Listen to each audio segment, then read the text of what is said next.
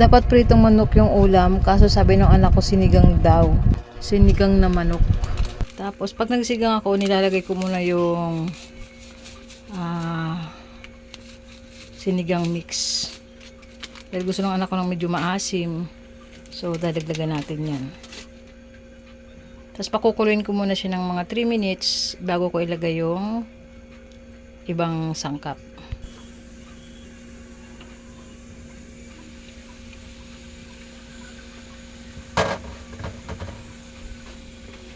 At dahil nga mali yung choice ng ulam na nabili ko, dapat sinigang na bangus ang isisigang ko na may talbos ng kamote. So dahil manok yung nabili ko, no choice kundi talbos ng kamote yung kanyang gulay. Titikman natin ngayon kung ano yung lasa niya. Ito na siya. Titikman natin kung masarap din ba yung sinigang na manok sa kamote, sa dahon ng kamote. Dapat ilalagay ko repolyo, hindi pumayag yung anak ko, kaya dito tayo mauuwi sa talbos ng kamote. Tatry natin kung masarap din. Diba? Mga 1 minute lang yan, luto na yan.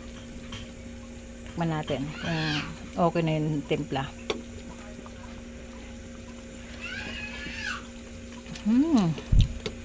Sarap, makasim.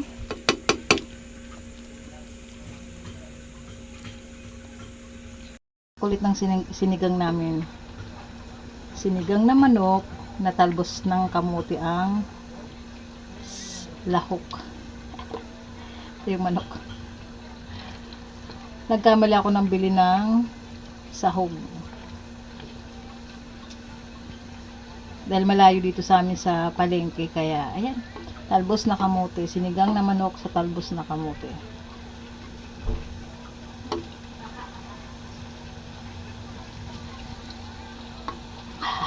Sarap ang asim. Kain tayo guys. Titikman na natin yung sinigang na manok sa kamote, sa talbos ng kamote.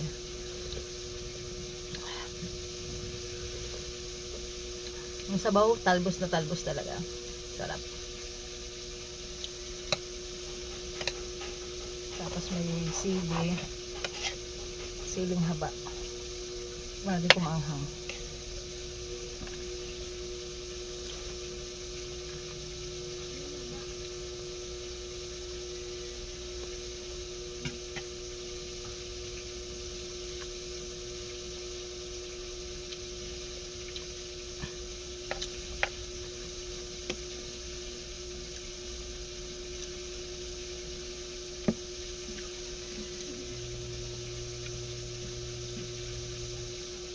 Ito na yung manok.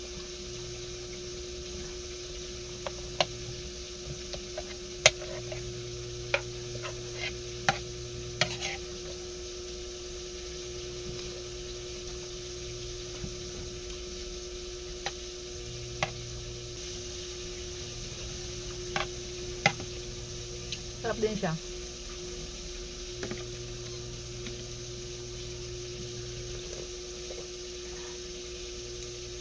Kasi yung mga parts ng talbos ng kamote,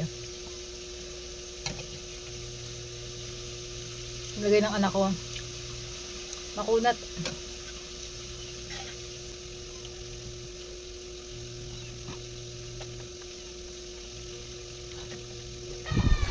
Napasarap yung kain ko, kaya ayan. At masarap talaga kumain kapag yung kinakain mo may buto ng manok. Walang challenge pag wala kang nasisip-sip, di ba? Kaya pag kumakain ako ng manok, more sa buto-buto talaga. Kapag breast, parang hindi ako masaya. Talaga nga ni matigas nga ng ulo, bawal nga ni sa may high blood ang mga parts na ganyan, pero nga ni masarap. Di ba? At ewan ko ba, yan talaga yung pinakamasarap na parte ng manok, yung marami kang masisip-sip na buto. O pati talaga yung parang may litid-litid, ay nako, ubos yan. Talaga namang pagkasarap niyang kainin. Ganyan din ba kayo kumain? Talagang walang matitirang laman sa buto. Hala, hala, napasarap na yung kain ko guys. Bye!